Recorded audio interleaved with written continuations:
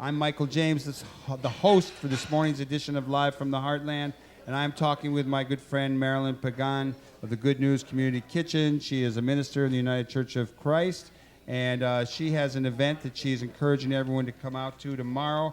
It's the Sustainable Communities Public Meeting, Sunday the 17th, which is Muhammad Ali's birthday, and I think Michelle Obama's, too. And my pastor. Mine is today. And Happy birthday, yours Michael! was yesterday, wasn't it? No, my mom's. Oh, your mom's. Happy birthday, Michael. All right. And and then, so that's going to be Sunday the 17th, 2:30 to 4:30 at the Church of St. Thomas the Apostle at 5472 South Kimbark in Chicago. And there'll be a lot of politicians there.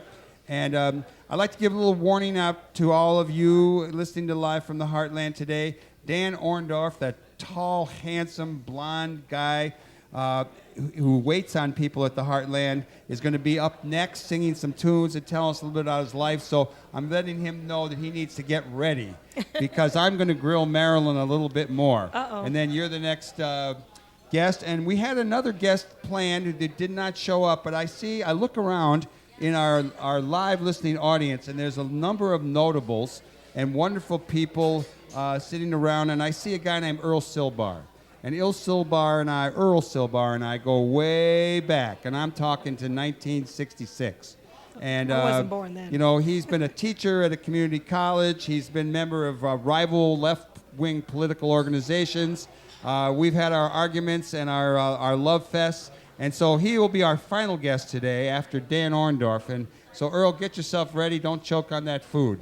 All right. While I have Marilyn Pagan here, I would like to do something I do when I have time and an opportunity. I'd like you to tell us a little bit about yourself, where you come from, how you developed social consciousness, what kind of life experiences led you to the path that you have taken. So let it rip there, Marilyn. Tell me about you. Okay, Michael, you're putting me on the spot. I did it on purpose because I know you're a minister. I've seen you in action. I've seen you wearing your Rising Up Angry T-shirt when you're at a hoity-toity meeting with a suit. You're a wonderful woman. You do great work in the community. How did you end up in this position? Where did you come from? Well, I'm Puerto Rican, first of all, and that says a whole lot about where I come from. A colonized people. That's right. And I have to say, I didn't learn about politics or anything like that growing up. My dad was a hardworking man, and he was. Where did you grow up? In Cleveland, Ohio.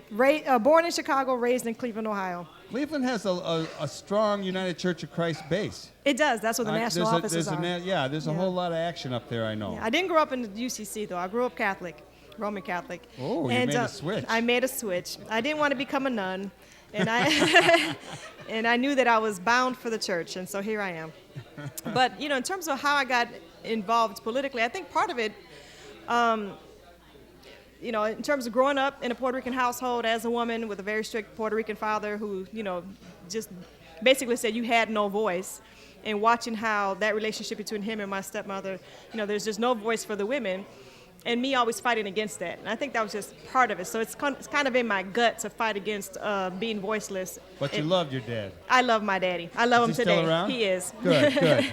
I do. And I learned a lot of good things from him. But I have to say that the urge to, or the desire to speak out and to refuse to be silenced came from that relationship with him, basically. And so, I got involved in the UCC church, and the UCC, as you know, is very social justice minded. And it's just in my gut. I just believe that, the only reason I'm still Christian today, and I say that with a lot of love for Christ, is that Jesus was a person who didn't have pity on people, but loved people enough to want to see the best for them. And I tell people all the time, they didn't hang him because he was sweet and kind and gentle. They hung him on that cross because he spoke against injustice, because he got in the faces of the powers that be and said, hey, if you really say that you love God, then why aren't you behaving in that way? And so I kind of feel like that's where I come from. Well, who would Jesus take on today? I mean, when he threw the money lenders out of the temple, would that be like going into the Pentagon and throwing all those guys out? I mean, what would be the move he would make? I think Jesus would take all of us on today, but in particular, the folks who put money and power before humans. And I don't think there's anything wrong with being wealthy. I think that there are a lot of good wealthy people out there, but I think that when you put money and power before human beings and just sort of act like you can just dispose of human beings for the sake of money and power, it's wrong. And I think that's who Jesus would go after. And that's who he went after back in the day. I got to say, I like Jesus too, and I grew up in the United Church of Christ, what's called the Congregational Church, but my minister, I used to ask him, I would say, why is Jesus more the Son of God than Gandhi or Dr. King? And I would say he's not. I would say he's not. Yeah, well, this guy could never answer it for me. Well, I have to say, I am Christian, and maybe some people push me on this, but I cannot believe in a God that has to be put in a Jesus box. And I can't believe in a God that would say, because you couldn't say Jesus, you're doomed to hell. I can't believe in that kind of God. You're my kind of woman. This is great. If God so loved the world that God sent Jesus for everyone, then that means everyone, even those who may not have come upon that name. Or, some of us Christians haven't done a great job, so who wants to follow us, Well, I'm glad you said it. And so I think, yeah, I think we're all children of God, even you, Michael. Yeah, that's good. I like to hear that. Now, after you left Cleveland, where did you go to college? Did you go to college? Where did you go to divinity school? Tell us about that I went stuff. to a junior college in Cleveland, and then I came to Chicago. That's how I came back to Chicago, was to go to seminary. I went to McCormick Theological Seminary. Woohoo! Oh, that's where the Young Lords took it over. Yes. And those Puerto Ricans down there in Lincoln Park. They did. It was great, that event. I remember that one. I heard. And graduated from there in 97, and I've been, in different positions since then, luckily, because a lot of women don't, we call it a call, don't necessarily get a call right away. Part of it's because I've always wanted to have my work to be done in the social justice arena, not necessarily only a church, even though I think a church could be and should be a power organization as well. And I did some postgraduate work at Chicago Theological Seminary, and I'm praying that I would write that thesis one day and get it done. And they're very different, but they're in the same community, but very different in terms. One's Presbyterian, one is UCC. One is very much social justice minded in terms of the way it operates, all the way inside and out, which is CTS. That's where I went to seminary. You're doing great work, Marilyn Pagan. Pagan Banks. Pagan Banks. Aha, you do have a wonderful husband named Banks. Thank you. All right. It's been great having you on the show. Do you have a website, a phone number, an email that you want people to know that they can contact you? Well, go ahead. The phone number, we're updating our website right now, so I won't give you that, but you can always email us at a Good News Kitchen, all one word, at sbcglobal.net.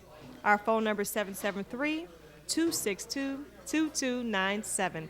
And please come out on Sunday. This is an important event. It is on the south side, but it's a regional event because we understand that we cannot do this work in isolation. Power is never built in isolation. So come on out.